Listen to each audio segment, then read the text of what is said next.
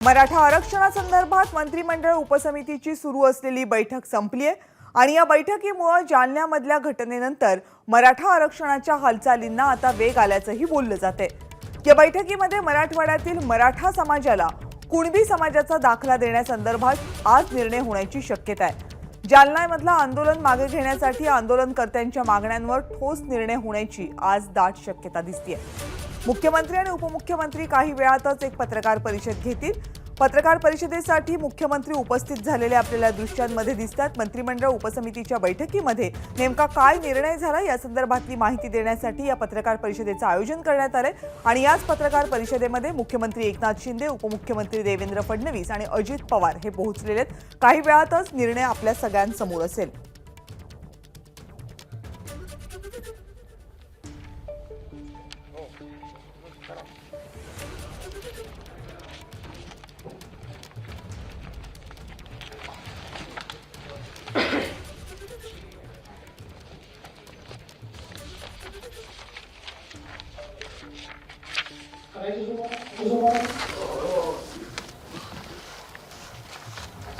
मराठा आरक्षणाच्या संदर्भात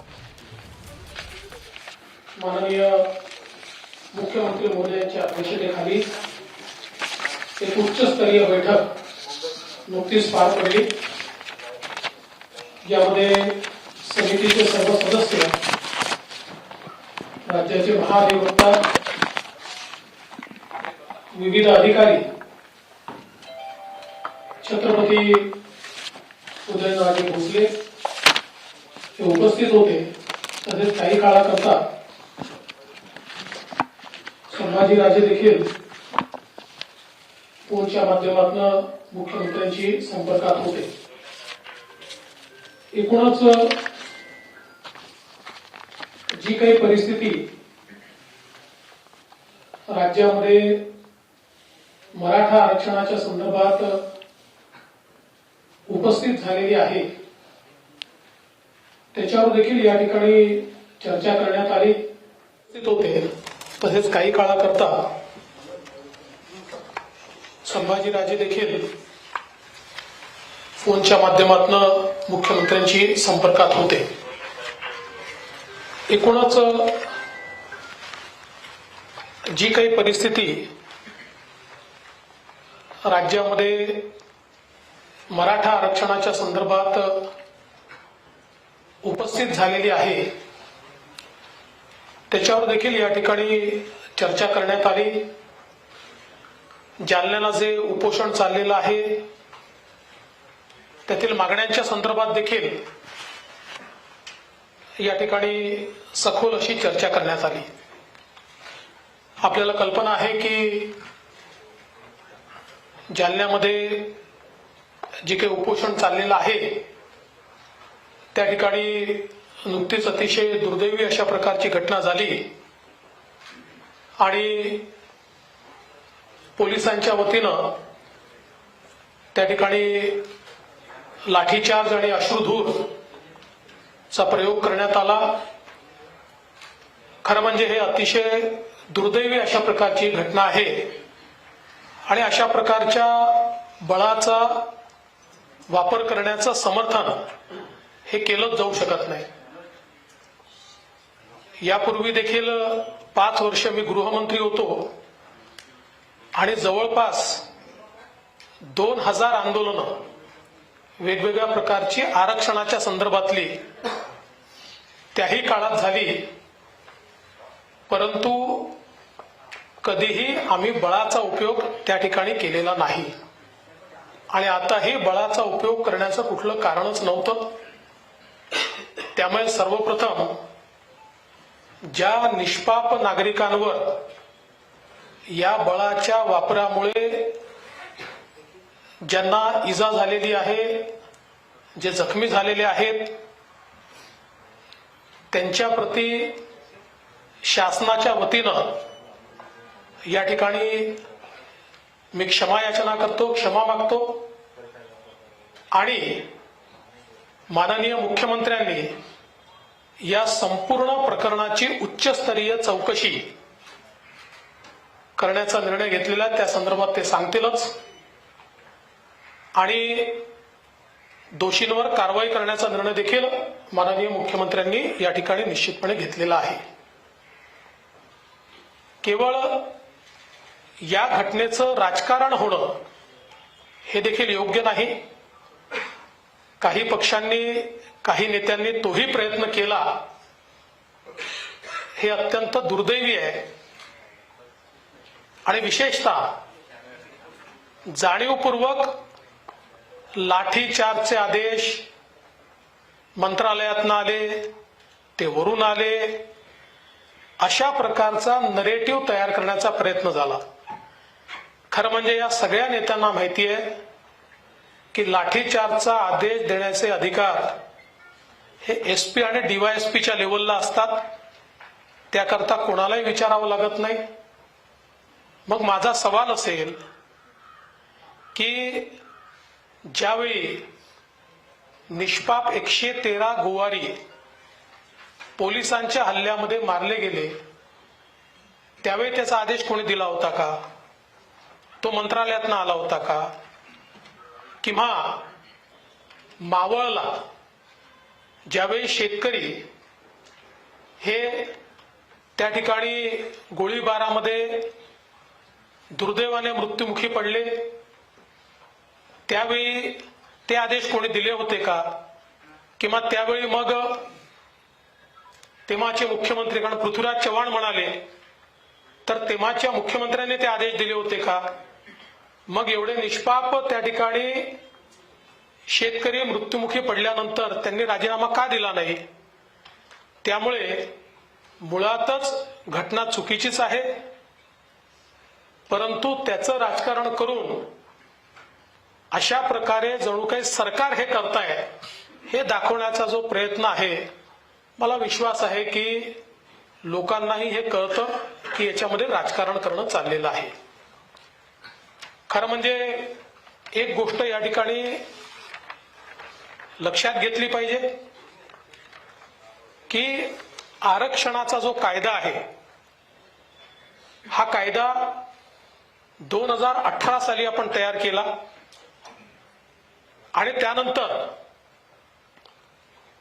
माननीय उच्च न्यायालयाने तो कायदा अफेल्ड केला, तो मान्य केला. देशामध्ये आतापर्यंत आरक्षणाचे 2च कायदे मान्य झालेले आहेत, एक तमिळनाडूचा आणि दुसरा महाराष्ट्राचा.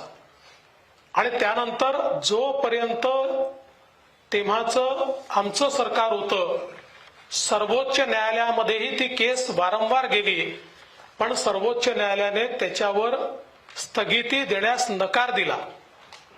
त्यानंतर सरकार बदललं आणि आपल्याला कल्पना आहे की 9/9/2020 रोजी त्याच्यावर स्थगिती आली आणि 5/5/2021 रोजी तो रद्दबादल करण्यात आला. आता परवा माननीय उद्धव ठाकरेजी हे जालन्याला गेले होते आणि त्यांचं भाषण मी ऐकलं आणि त्यांनी सांगितलं की याच्यावर लगेच वटहुकूम काढा. माझा त्यांना सवाल आहे, 5/5/2021 पासनं 1 वर्ष 1 महिना उद्धव ठाकरेजी तुम्ही मुख्यमंत्री होतात, मग जर याच्यावर वटहुकूम निघू शकत होता तर तो तुम्ही का काढला नाही? तुम्ही त्यावेळेस का चूप बसला? त्यामुळे निव्वळ राजकारण करायचं अशा प्रकारचा हा जो उद्योग आहे, आता अर्थात मी त्याच्यावर काही बोलणार नाही, कारण जे राजकारण करायला गेले त्यांना जनतेने तिथे उत्तरं दिली. आणि मग त्यानंतरही आपल्याला कल्पना आहे की उद्धवजींना ज्यावेळेस ते जात होते त्यावेळेस राजेश टोपेंना काय काय सर्कस करावे लागले. मी त्याच्यावर काही बोलणार नाही, मला त्याच्यावर बोलायचं नाही. पण माझी अपेक्षा आहे, याचं कारण असं आहे की मागच्या सरकारच्या काळामध्ये केवळ आम्ही आरक्षणच दिलं असं नाही, तर ज्या ज्या सवलती ओबीसी समाजाला आहेत त्या सगळ्या सवलती या त्यावेळेच्या आमच्या सरकारने मराठा समाजाला दिल्या. मग त्याच्यामध्ये शैक्षणिक फीची प्रतिपूर्ती ओबीसी प्रमाणे 504 कोर्सेसमध्ये केली. अण्णासाहेब पाटील आर्थिक विकास महामंडळ जे बंद होतं, मृतव्रत होतं, ते आपण सुरू केलं आणि या ठिकाणी त्यांच्या चिरंजीवांना आपण अध्यक्ष केलं. आज या ठिकाणी आपल्याला मला सांगितलं पाहिजे की अण्णासाहेब पाटील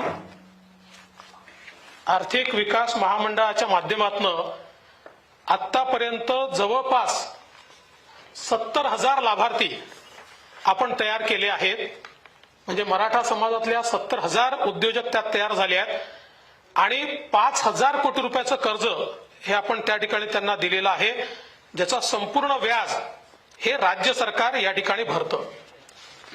यासोबत सारथी सारखी एक अत्यंत महत्वाची संस्था ही आपण त्या काळामध्ये सुरू केली.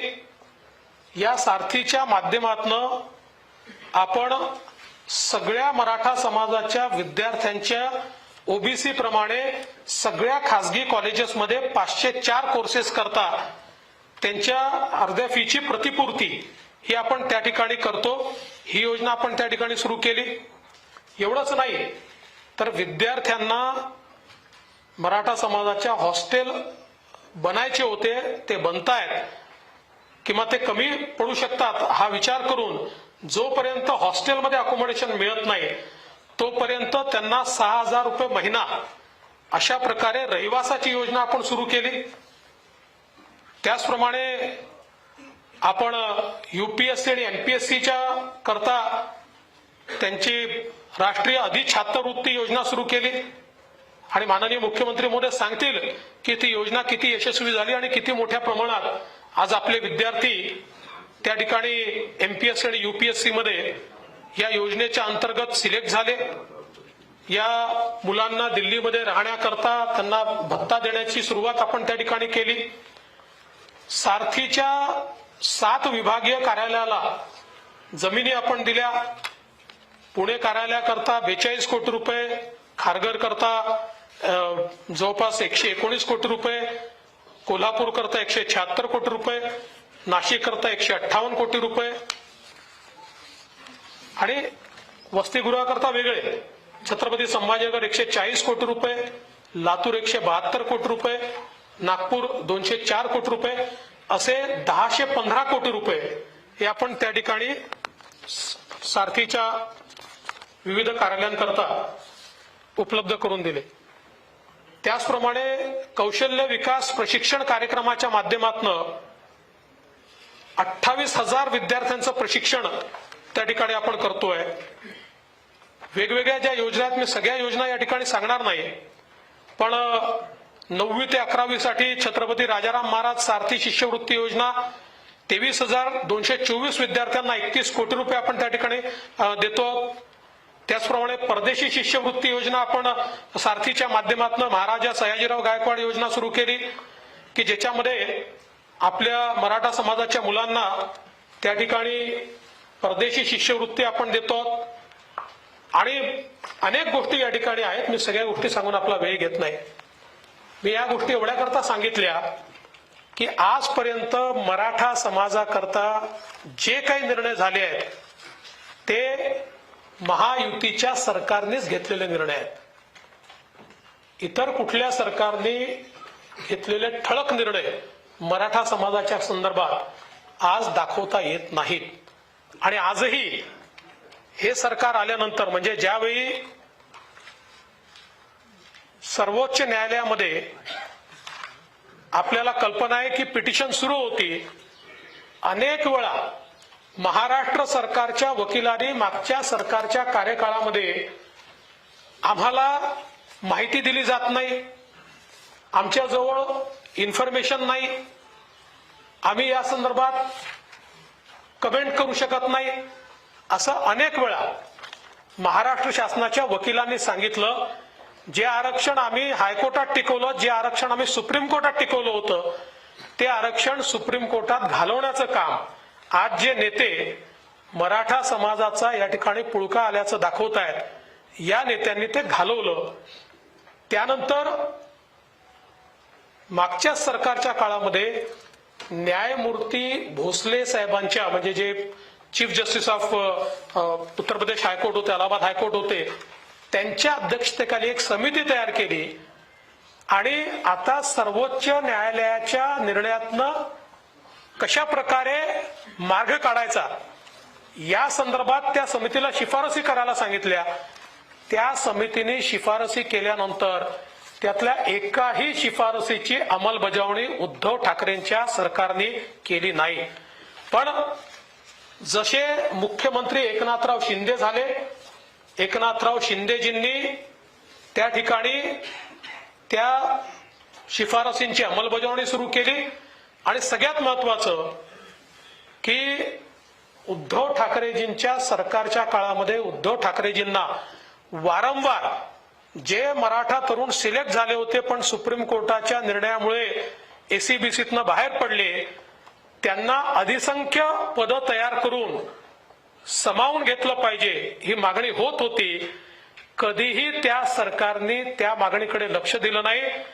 एकनाथराव शिंदे यांच्यामध्येच ती हिंमत होती की त्यांनी निर्णय केला की होय आम्ही यांना सामावून घेऊ आणि त्या सगळ्या विद्यार्थ्या त्या सगळ्या मराठा तरुणांना महाराष्ट्र सरकारच्या नोकऱ्यांमध्ये अधिसंख्य पद तयार करून सामावून घेण्याचं काम हे एकनाथराव शिंदेजींच्या सरकारने केलं. त्यामुळे मला असं वाटतं की हा अत्यंत महत्वाचा मुद्दा आहे, कॉम्प्लेक्स मुद्दा आहे. सर्वोच्च न्यायालयाच्या घटनापीठाने दिलेला निर्णय आहे आणि म्हणून याच्यावर कुठलंही सोल्युशन काढताना ते कायदेशीर असावं लागेल, ते न्यायालयात टिकणारं असावं लागेल. मराठा समाजाची दिशाभूल करता येणार नाही, थातूर मातूर करून हात झटकता येणार नाहीत. परमनंट टिकणारं अशा प्रकारचं सोल्युशन हे काढण्याचा प्रयत्न मुख्यमंत्र्यांच्या नेतृत्वात चाललेला आहे. त्याच अनुषंगाने आता जो मुद्दा जालन्याला आलेला आहे किंवा मराठा समाजाच्या आरक्षणाचा जो एक मुद्दा आहे या संदर्भात ही बैठक झालेली आहे. काही निर्णय देखील या बैठकीत झालेले आहेत. माननीय मुख्यमंत्री महोदय त्या संदर्भात जी काही आपली टिप्पणी आहे ती करतील. त्याआधी अजितदादा, आपण या ठिकाणी अजितदादांना विनंती करतो की अजितदादांनी आपल्याला संबोधित करावं. माननीय मुख्यमंत्री, उपमुख्यमंत्री, सर्व उपस्थित मान्यवर, छत्रपती उदयनराजेजी आणि सर्व मंत्रिमंडळातील सहकारी पत्रकार मित्रांनो, 2 दिवस मी आजारी असल्यावर बाहेर पडलेलो नव्हतो. तशा बातम्या पण आलेल्या होत्या, परंतु त्याच्यातच गैरसमज पसरवण्याचा प्रयत्न झाला. आपल्याला सगळ्यांनाच माहिती आहे की जी काही घटना अंतरवाली सराटी तालुका अंबड जिल्हा जालन्यामध्ये घडली आणि तो लाठीचार्ज झाला, त्याच्या संदर्भातलं सगळ्यांनी स्पष्ट शब्दामध्ये त्या गोष्टीच्या बद्दलचा विरोध दर्शवला. असं व्हायला नको होतं अशा प्रकारची भूमिका राज्याच्या प्रमुखांची आणि राज्य मंत्रिमंडळातल्या सगळ्यांचीच त्या ठिकाणी राहिलेली आहे. परंतु आम्ही अनेक वर्ष राजकीय जीवनामध्ये काम करणारे कार्यकर्ते आहोत. मलाही माहिती आहे की अशा प्रकारचे प्रसंग ज्यावेळेस येतात त्यावेळेस सर्वांनी राज्याचं हित डोळ्यासमोर ठेवून भूमिका घ्यायला पाहिजे. परंतु दुर्दैवाने काही राजकीय पोळी त्याच्यातनं भासता येते का, स्वार्थ साधता येतो का, अशाही प्रकारचा प्रयत्न त्या ठिकाणी केला जातो. खरं तर आतापर्यंतच्या एकंदरीत राजकीय कारकीर्द जर आपण बघितली तर अनेकांना अनेक वेळेला वेगवेगळ्या पदांवर संधी मिळाली. त्यांनी पण त्यावेळेस वेगवेगळ्या घटकाला, मराठा असेल, धनगर असेल, मुस्लिम असेल किंवा इतर अनेक लिंगायत असेल, अनेक समाज आपल्याला आरक्षण मिळावं म्हणून मागणी करत असतो आणि तशा प्रकारची मागणीची पूर्तता करण्याच्या करता कुणी राज्यकर्ते असले तर ते त्या ठिकाणी प्रयत्न करत असतात. परंतु उद्याच्याला तो प्रयत्न झाल्यानंतर कायद्याच्या चौकटीमध्ये देखील तो बसला पाहिजे. सुप्रीम कोर्टात, हायकोर्टात देखील तो मान्य झाला पाहिजे. वेगवेगळ्या प्रकारचे वेळोवेळी निर्णय सर्वोच्च न्यायालय देतं, वेगवेगळ्या राज्यांच्या संदर्भातलं देतं.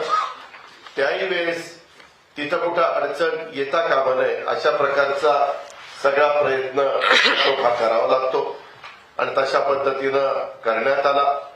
मागे एक गोष्ट मान्यच करावी लागेल, देवेंद्र फडणवीस राज्याचे प्रमुख असताना हायकोर्टामध्ये त्यांनी घेतलेला मराठा आरक्षण हे टिकलं. सुप्रीम कोर्टामध्ये ते पुन्हा नाकारण्यात आलं.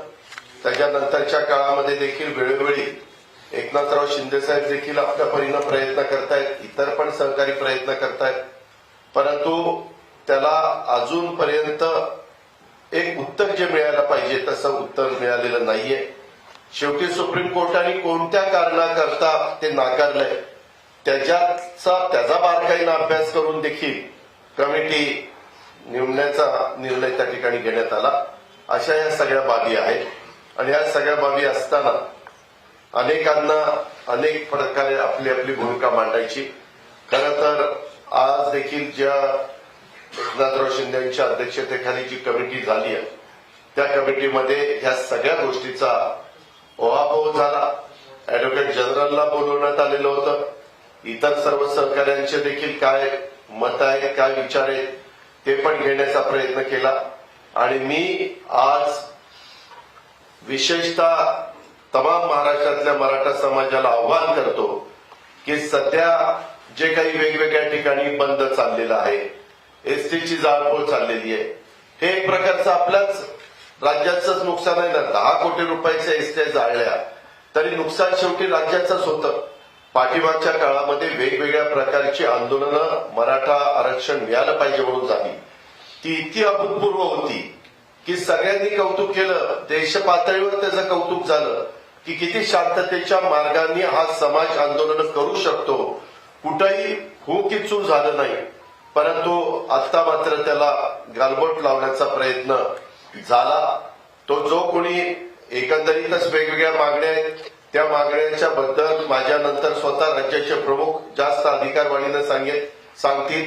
परंतु मला सर्वांना आवाहन करत असताना सांगायचंय, अतिशय सकारात्मक अशा प्रकारची चर्चा आताच्या बैठकीमध्ये झाली. श्रीमंत उदयनराजे भोसले साहेब पण तिथे गेलेले होते. राज्य सरकारच्या वतीनं मुख्यमंत्र्यांनी स्वतः त्या बाबतीमध्ये गिरीश महाजन साहेबांना देखील पाठवलेलं होतं. ते पण तिथं जाऊन मनोज जरांगे पाटील जे आंदोलनकर्ते आहेत त्यांच्याशी त्यांनी चर्चा केली. त्यांच्याबरोबर काय चर्चा झाली काय नाही तेही त्यांनी सांगितलं. आणि आता पुन्हा मुख्यमंत्र्यांनी गिरीश महाजन साहेबांना तिथं जायला सांगितलेलं आहे, चर्चा करायला सांगितलेली आहे. चर्चेतनं नेहमी चांगला कुठला ना कुठला मार्ग काढता येतो.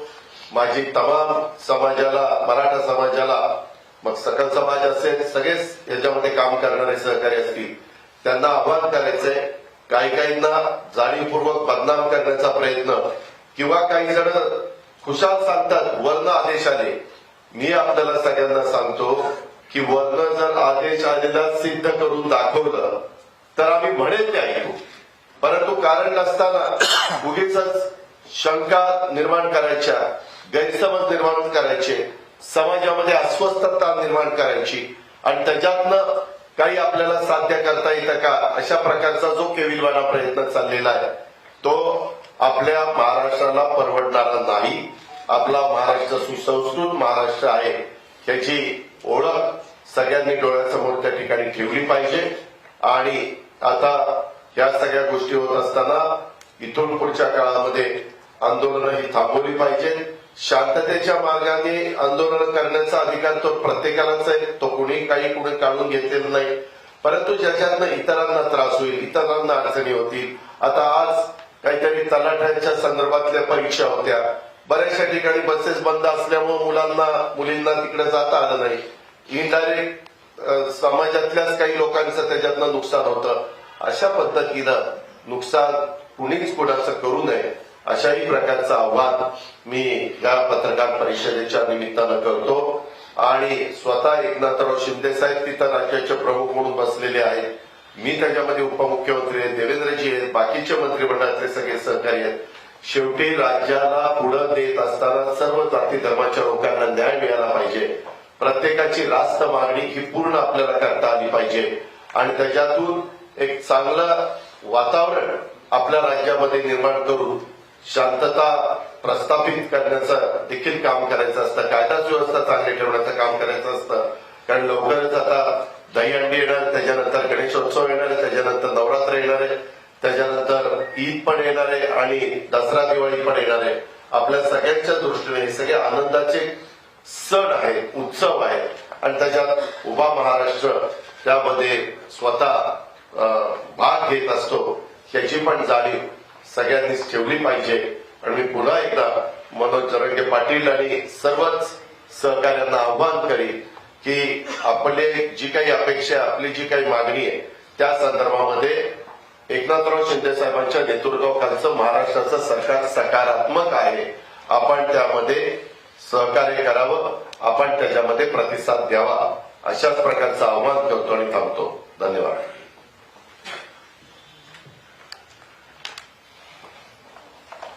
आजच्या पत्रकार परिषदेमध्ये उपस्थित दोन्ही उपमुख्यमंत्री आणि आपले उदयनराजे आहेत, आमचे सगळे मंत्री आहेत आणि पत्रकार मित्रांनो, आज एक उच्चस्तरीय बैठक संबंधित सगळ्यांचीच आम्ही घेतली. जालनामध्ये जे आंदोलन, उपोषण, त्यानंतर झालेल्या दुर्दैवी प्रकार, दुर्दैवी घटना, या बाबतीमध्ये मी स्वतः उपोषणकर्ते मनोज जरांगे पाटील यांच्याशी देखील बोललो होतो.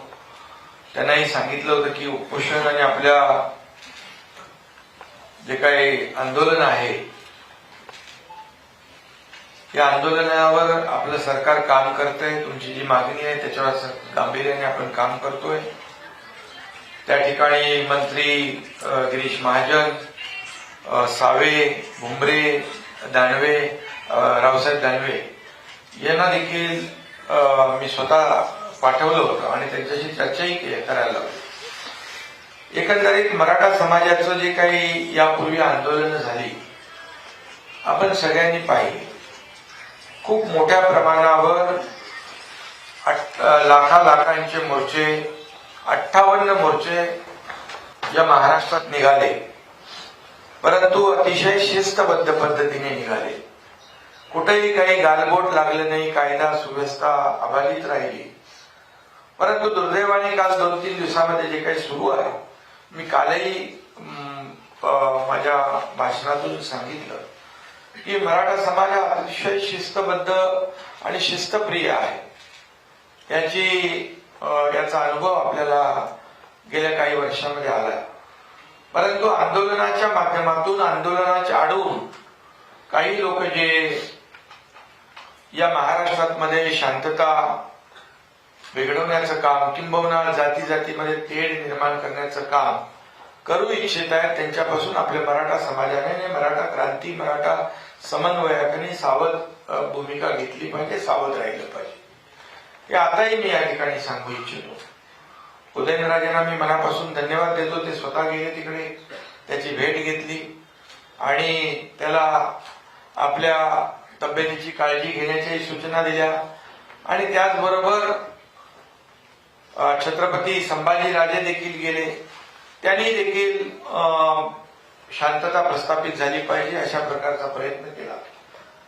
इतर जे कोणी लोक जात होते ते त्याला सांगत होते आम्ही तुझ्या सोबत आहोत, पण शेवटी त्याचा जीव जो आहे, त्याच्या जीवाची काळजी सरकारला आहे. कुणालाही कोणी असं त्याची प्रकृती खालावल्यामुळे त्या ठिकाणी जिल्हाधिकारी, एसपी आणि इतर अधिकारी गेले त्याला हॉस्पिटलाइज करण्यासाठी. परंतु दुर्दैवाने तो प्रकार झाला, व्हायला नको होता तो झाला. आणि हे आम्हालाही त्याची खंत आहे, आम्हालाही दुःख आहे. शासन आपलं संवेदनशील शासन आहे, सर्वसामान्य माणसाला न्याय देणारं सरकार आहे. आपण गेले वर्षभर काम आमचं पाहत आहे आणि प्रत्यक्ष जे काही निर्णय घेतले आम्ही ते सर्वसामान्यांच्या हिताचे निर्णय घेतलेले आतापर्यंत. देवेंद्रजींनी आणि अजितदादांनी देखील खुलासेवर या बाबतीत सांगितलं की मराठा समाजाच्या बाबतीत जे का आम्ही शासन गंभीर आहे आणि गांभीर्याने आपण त्याच्यावर काम करतोय. जर सरकार गंभीर नसतं तर जेव्हा देवेंद्र फडणवीस साहेब मुख्यमंत्री होते त्यावेळेस मी त्या समितीमध्ये होतो, चंद्रकांत दादा होते, अनेक लोक होते आणि दिवस रात्र त्याच्यावर काम केल्यानंतर आपण मराठा समाजाला आरक्षण देण्याचा निर्णय घेतला, कायदा केला. हे सर्वश्रुत आहे आणि हायकोर्टामध्ये देखील तो ग्राह्य ठरला. तिथे देखील जे काही ज्या बाबी कोर्टाच्या समोर निदर्शनास आणायला पाहिजे त्या आणल्या गेल्या आणि मराठा समाज कसा आर्थिकदृष्ट्या सामाजिकदृष्ट्या मागास आहे हे सिद्ध केलं गेलं आणि त्यामुळे मराठा समाजाला आरक्षण मिळालं होतं. हे सुप्रीम कोर्टामध्ये काही लोक गेले, वर्षभर सुप्रीम कोर्टात जेव्हा सरकार आपलं होतं महायुतीचं त्यावेळेस वर्षभरानंतर सरकार बदलल्यानंतर दुर्दैवाने सुप्रीम कोर्टामध्ये ते आरक्षण रद्द झालं. आता त्याच्यात मी खोलात जाऊ इच्छित नाही, परंतु जे आज त्या ठिकाणी जाऊन आरक्षण मिळालं पाहिजे याच्यामध्ये अशोक चव्हाण असतील, ते उपसमितीचे अध्यक्ष होते, त्याचबरोबर माजी मुख्यमंत्री असतील, त्यांनी ज्या प्रकारचं भाष्य केलं हे भाष्य तर कोणालाही करता येईल, परंतु जेव्हा आपण त्या पदावर होतो मग त्यावेळेस निर्णय घ्यायला कोणी हात बांधले होते हाही प्रश्न निर्माण होऊ शकतो. देवेंद्रजी त्याबद्दल बोललेले आहे आणि मला आठवत आहे की ज्या पद्धतीने मराठा समाजाला आरक्षण मिळालं पाहिजे ही भूमिका आम्ही घेतली, ही भूमिका घेत असताना आणि ही प्रामाणिक भूमिका सरकारची होती, आजही भूमिका आमची प्रामाणिक आहे. आणि जेव्हा अलिसंख्य पदांचा मुद्दा आला, जेव्हा कोर्टामध्ये सुप्रीम कोर्टात काही बाबी ज्या आहेत या बाबी कोर्टाच्या निदर्शनास त्यावेळेचे लोक आणू शकले नाही, दुर्दैवाने. हे दुर्दैव आहे आणि खऱ्या अर्थाने त्याच्यावर देखील आपण काम करतोय, कारण ज्या त्रुटी सुप्रीम कोर्टाने काढलेल्या आहेत, भोसले समिती काम करते, आम्ही सगळं आपलं काम, सरकार काम करतंय, शासन काम त्याच्यावर करतंय, त्या त्रुटी दूर कशा होती. आणि मराठा समाज हा मागास नाही हे जे सुप्रीम कोर्टाने आपला निर्णय देताना म्हटलेला आहे आणि त्या जे काही एव्हिडन्स आहे, जे पुरावे आहेत, ज्या काही बाबी कोर्टाच्या निदर्शनास आणल्या पाहिजे त्या देखील कशा आणता येईल यावर आपलं काम सुरू आहे, त्यात मी खोलात जात नाही. परंतु त्याच काळात अधिसंख्य पदांचा जो विषय आला, सिलेक्शन झालं पण अपॉइंटमेंट झाली नव्हती. 3,700 विद्यार्थी होते, त्यावेळी देखील निर्णय घ्यायला पाहिजे होता अधिसंख्य पदाच्या बाबतीत, पण त्यावेळेस कंटेम होईल, असं होईल, तसं होईल, या सगळ्या बाबी पुढे आणल्या जात होत्या. परंतु मी आपल्याला सांगू इच्छितो, मुख्यमंत्री झाल्यानंतर 3,700 अधिसंख्य, अजितदादा देखील त्यावेळेस साक्षीदार आहेत, आम्ही सगळे प्रामाणिकपणे त्या मराठा समाजाच्या पाठीशी खंबीरपणे उभे होतो. परंतु शेवटी राज्याचा प्रमुख म्हणून जेव्हा त्याची इच्छाशक्ती असावी लागते, त्याला प्रामाणिकपणे तळमळीने या मराठा समाजाला आरक्षण मिळालं पाहिजे भूमिका घेण्याचं म्हणजे इच्छा असली पाहिजे. त्यावर मी आता आजच्या या बैठकीत बोलू इच्छित नाही, बोलेन मी काय काय घटना घडलेल्या आहेत. आणि मग अधिसंख्य पद 3,700 मुलांचा जेव्हा भवितव्याचा विषय होता, मुख्यमंत्री झाल्या आम्ही तो पहिला निर्णय घेतला आणि अधिसंख्य पदांना 3,700 लोकांना आम्ही अपॉइंटमेंट दिल्या आणि ते आज काम करतायत. त्यानंतर अनेक जे निर्णय घेतले, आता मगाशी देवेंद्रजींनी सांगितले किती निर्णय घेतले. अण्णासाहेब पाटील आर्थिक विकास महामंडळ 10 लाखाचा 15 लाख केला, आपण जवळपास 4,000-5,500 कोटी रुपयाचं बँक लोन त्या अण्णासाहेब पाटील आर्थिक विकास महामंडळाच्या माध्यमातून तरुणांना दिलं गेलं. त्याचं व्याज आपण सरकार म्हणून आपण भरतोय, त्याच्यामध्ये 67-70,000 तरुणांना त्याचा फायदा झाला. सारथीच्या माध्यमातून आपण अनेक निर्णय घेतोय, मुलांना नोकऱ्या मिळाल्या पाहिजे, त्याचबरोबर त्यांचे परदेशी जाणारी फी आपण भरतोय, जवळपास 2,000 कोटी रुपये सरकार फी भरतंय. आज युपीएससीची जवळपास 51 मुलं जे आहेत युपीएससी सिलेक्ट झाले, आयएएस मध्ये, काही आयपीएस मध्ये, काही आयआरएस मध्ये, आणि त्याचबरोबर 300 पेक्षा जास्ती एमपीएससी मध्ये देखील सिलेक्शन त्यांचं झालं, क्लास 1 आणि क्लास 2 मध्ये. हे सरकारचं काम आहे आणि सरकार याच्यावर प्रामाणिकपणे काम करतंय. मी आपल्याला एवढंच सांगतो की आता देखील मराठा समाजाला आरक्षण मिळालं पाहिजे, ते कायद्याने टिकलं पाहिजे, ते फुलप्रूफ असलं पाहिजे, आम्हाला कोणाची फसवणूक करायची नाही.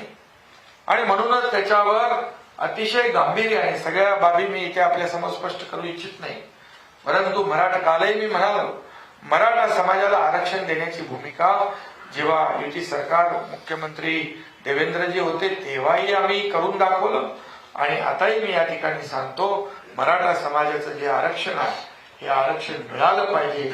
यासाठी जे जे काही करा, आम्ही टास्क फोर्स केलाय, आपले हरीश साळवे साहेब आहेत, त्याच्या सगळ्या वकिलांची मी नावं घेत नाही, तज्ञ लोक आहे, टास्क फोर्सच्या माध्यमातून त्याच्यावर काम सुरू आहे. आणि जे काही आयोग आहे, आयोगाला देखील सूचना केलेल्या आहेत की ज्या त्रुटी सुप्रीम कोर्टाने याच्यामध्ये काढलेल्या आहेत या त्रुटी दूर करण्यासाठी जे जे काही इम्पिरिकल डेटा असेल, आणखी जे काय ते करण्याचं काम आपलं सरकार करतंय आणि त्याच्यामध्ये कुठेही सरकार मागे पडणार नाही, कुठेही मागे राहणार नाही.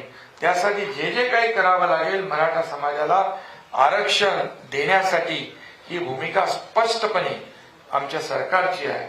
त्याच्यामध्ये कुठेही किंतु परंतु नाही. फक्त थोडा जो काही संयम राखण्याची आवश्यकता आहे मराठा समाजाने. शेवटी मराठा समाज हा काही प्रमाणामध्ये पुढारलेला आहे, परंतु मेजॉरिटी प्रमाण जे आहे आर्थिक आणि सामाजिक दृष्ट्याने मागासलेला आहे. आणि म्हणून ते अगोदर आपल्याला काही लोक म्हणताय इथून याच्यातून द्या त्याच्यातून द्या, परंतु पहिलं तर मराठा समाज मागास आहे हे तर आपल्याला सिद्ध करावं लागेल. जे सुप्रीम कोर्टाने त्यांच्या निर्णयामध्ये त्याची नोंद घेतलेली आहे, तशी निरीक्षणं नोंदवलेली आहे, त्या त्रुटी काढलेल्या आहेत, त्याच्यावर आम्ही काम करतोय.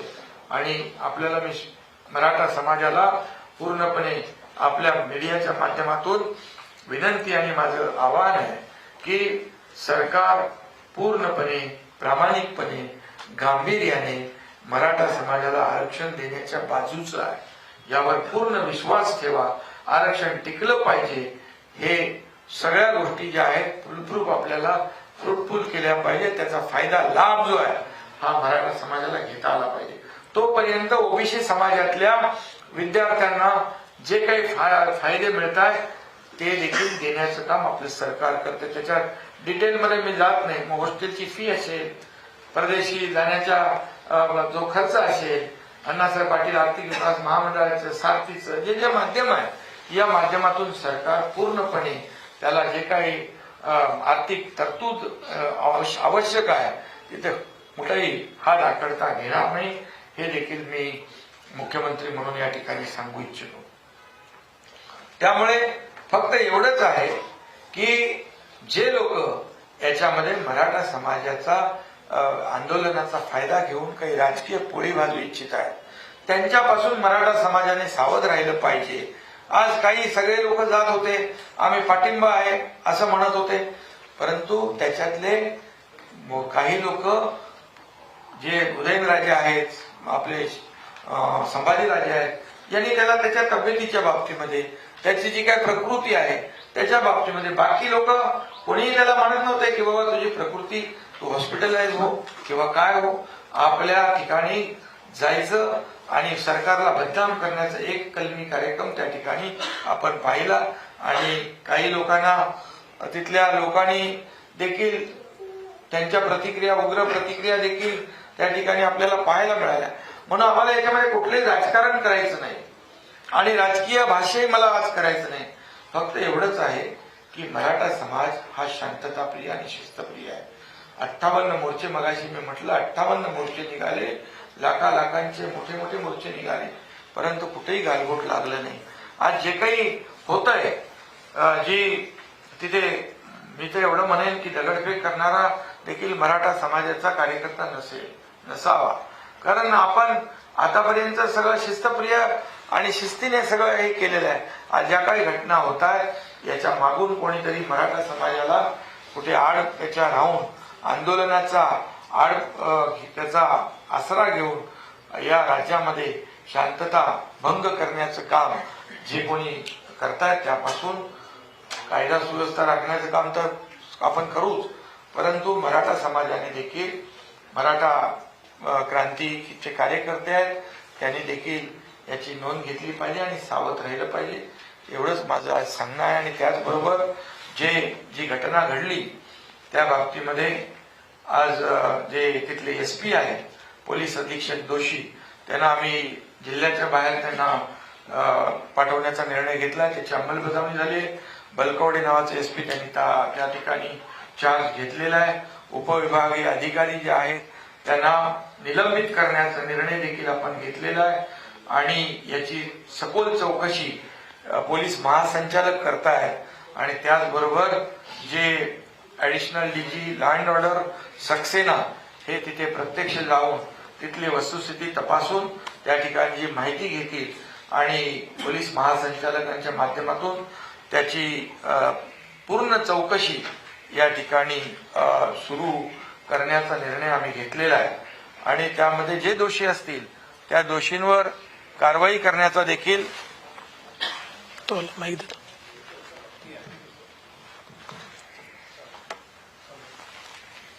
दोषींवर पूर्णपणे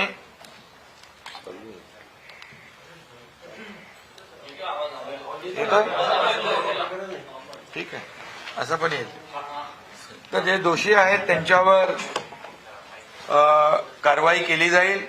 आता उपविभागीय अधिकारी जे आहेत त्यांना निलंबित करण्याचा निर्णय घेतलाय आणि यानंतर चौकशीमध्ये जे काही समोर येईल त्या चौकशीच्या अहवालाप्रमाणे शासन पूर्णपणे कारवाई करेल.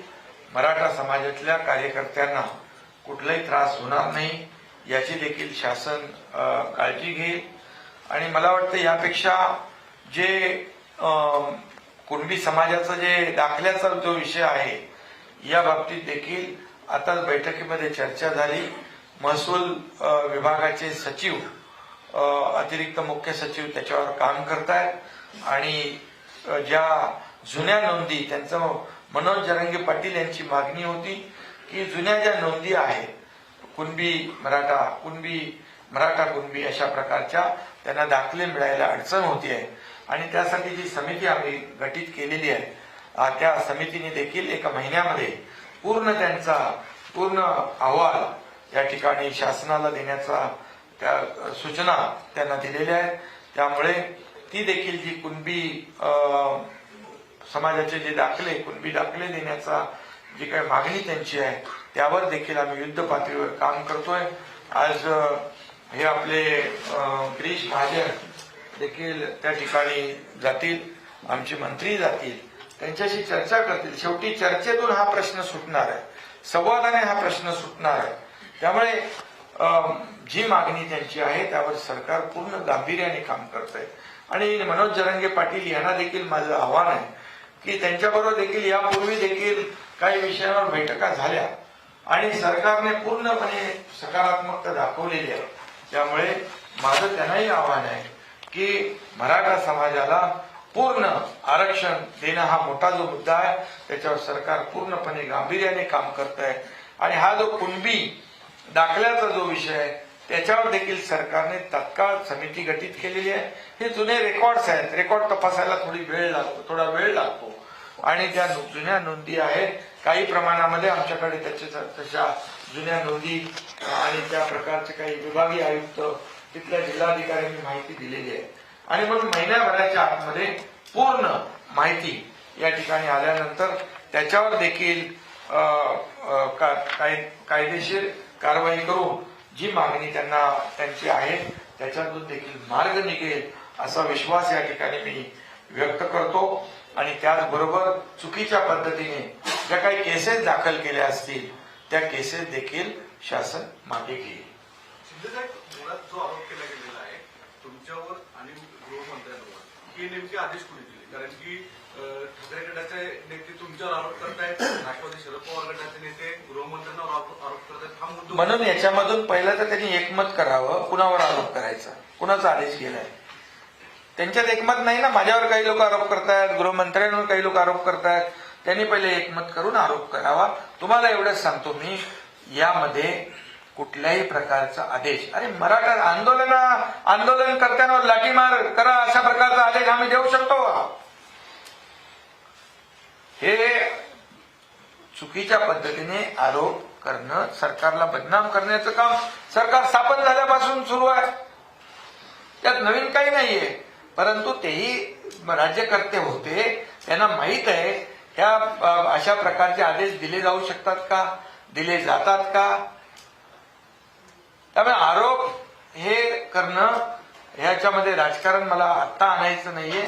मला एकच आहे, मुख्यमंत्री म्हणून आम्ही या मराठा समाजाच्या पाठीशी आहोत. आम्ही काय, आमचं सगळं सरकार, नाहीतर पूर्वी आम्ही आरक्षण दिलं होतं ना, देवेंद्रजी मुख्यमंत्री होते त्यावेळेस. मग 2.5 वर्ष तुम्ही जे रद्द झालं याला कारणीभूत कोण आहे? सुप्रीम कोर्टामध्ये त्याच्यात पण डिटेलमध्ये आमच्याकडे सगळी माहिती आहे. काय कोणी हलगर्जीपणा केला, कुणाचा नाकारतेपणा आहे. या मराठा समाजाचं आरक्षण जे रद्द झालं यामध्ये कोण जबाबदार आहे. आम्ही दिल्यानंतर वर्षभर सुप्रीम कोर्टामध्ये देखील ते आरक्षण होतं. त्यामुळे आज मी त्यावर बोलू इच्छित नाही. एवढंच सांगतो, याच्यामध्ये विरोधकांनी देखील याच्यात राजकारण आणू नये. हा मराठा समाज जो आहे हा शांतताप्रिय आहे, शिस्तप्रिय आहे आणि याच्या मागून महाराष्ट्र अशांत करण्याचं काम प्रयत्न कुणी करू नये.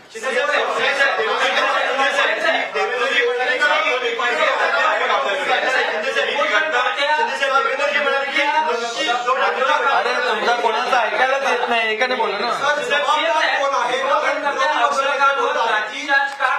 तुमची प्राथमिक माहिती काय? अरे बाबा, म्हणून तर त्याची चौकशी लावली, उच्चस्तरीय चौकशी लावली. त्या एसपीला जिल्ह्याच्या बाहेर घालवला, उपविभागीय अधिकाऱ्याचं निलंबन केलंय. आता चौकशी अंती जे बाहेर येईल त्याच्यावर कारवाई करण्यात केली आहे. आता नेमकी माहिती काय? चौकशी तर लावलेली आहे, पण लाठीचार्ज झाला हे सत्य आहे. तर पण तो लाठीचार्ज का झाला? बाहेर ते उद्या काही प्राथमिक अरे ते बाहेर येऊ द्या ना चौकशी. अरे चौकशी केल्याशिवाय बाहेर जायचं. पोलीस महासंचालकाला चौकशी करायला करू द्या. उद्धव ठाकरेंनी तो हुकूम काढला नाही त्यावेळी, पण तेव्हाची जी समिती त्याच्यामध्ये आपण स्वतः आणि अजितदादा दोघंही होतात, तेव्हा कुठे गाडी अडली होती? हा होतो ना, आम्ही दोघं होतो, आम्ही सदस्य होतो, आम्ही अध्यक्ष आणि मुख्यमंत्री नव्हतो.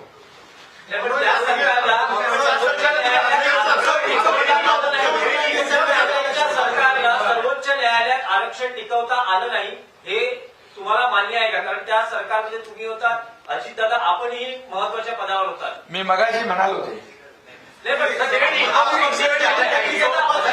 जे आरक्षण देवेंद्र फडणवीसांच्या काळात दिलं होतं ते हायकोर्टात टिकलं होतं, त्याच्यासाठी काळजी घेतली होती.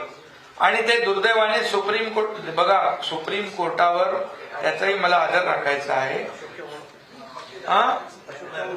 आणि त्यावेळी अशोक चव्हाण उपसमितीचे अध्यक्ष होते, हे लक्षात घ्या. हे किती वेळा गेले तिकडे, काल तिथे बोलत होते मोठं म्हणजे गळा काढून.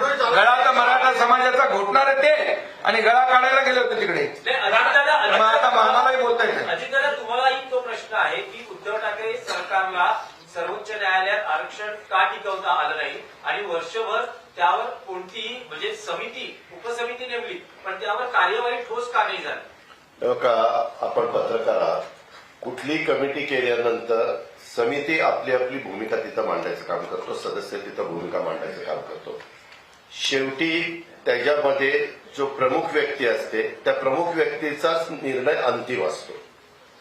आजही मी काही सांगितलं, देवेंद्रजींनी काही सांगितलं, तर शेवटी अंतिम निर्णय एकनाथराव शिंदे साहेब त्या ठिकाणी घेतात, कारण ते आज राज्याचे प्रमुख आहेत. त्यावेळेस हे टिकण्याच्या करता आम्ही आमच्या परीनं सूचना त्या ठिकाणी केल्या. शेवटी प्रमुखांनी फायनल निर्णय घ्यायचा असतो. ज्यावेळेस टिकतं त्यावेळेस प्रमुख ते क्रेडिट घेतो, त्यावेळेस टिकत नाही त्यावेळेस जो प्रमुख असेल त्यांनीच अपयशपद मान्य केलं पाहिजे. ह्याच्यात दुसरी जबाबदारी त्यांनीच घेतली पाहिजे. दुसऱ्यांनी जबाबदारी घेऊन चालत नसतं. आज तुम्ही आता ज्या चॅनलच्या आहेत तुमच्या संपादकांनी जबाबदारी घेतली पाहिजे, तुम्ही जबाबदारी घेऊन चालत नाही असं आहे. आणि मगाशी सारखं सारखं चाललंय ना, कुठे आदेश दिले कुठे आदेश दिले, चला दूध का दूध पाणी का पाणी. आम्ही कोणी तिघांनी आदेश दिले असतील ना, सिद्ध करावं, राजकारणात बाजूला होईल. तशा पद्धतीनं त्यांनी नाही सिद्ध केलं तर त्यांनी राजकारणात बाजूला व्हावं. अहिमत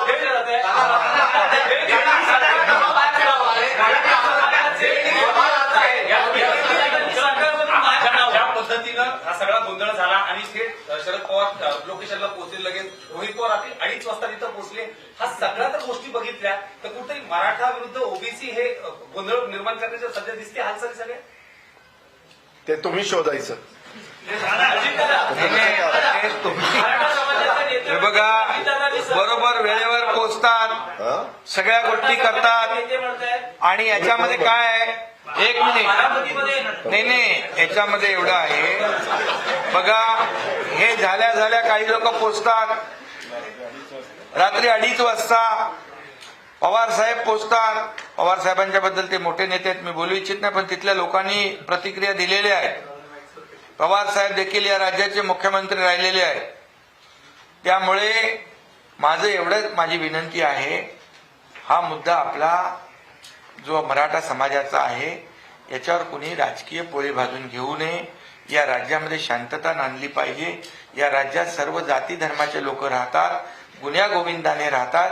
पण काही लोकांना आमचं सरकार आल्यापासून हे नको आहे. त्यामुळे काही नाही काढून काही आरोप प्रत्यारोप हे सुरू आहेत.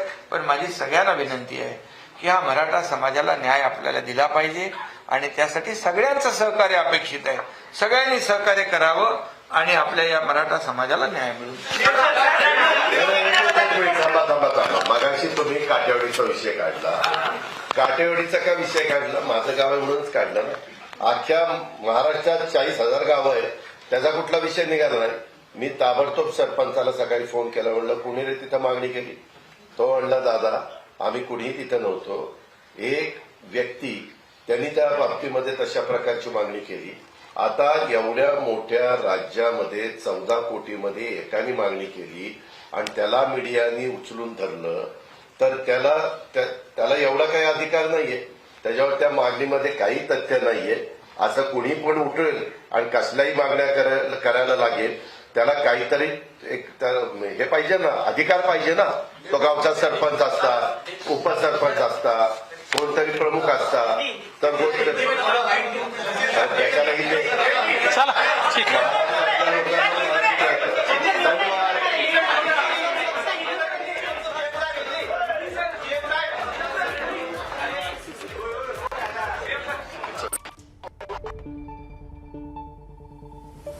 तर मराठा आरक्षणासंदर्भात सरकार सकारात्मक आहे आणि योग्य ते सगळे निर्णय घेत आहे. आणि मनोज जरांगे यांनी केलेल्या सगळ्या मागण्यांसंदर्भात एक समिती नेमण्यात आली जी महिन्याभरात अहवाल देईल असंही आश्वासन मुख्यमंत्री आणि उपमुख्यमंत्र्यांच्या या पत्रकार परिषदेमध्ये देण्यात आले. एबीपी माझा, उघडा डोळे बघा नीट.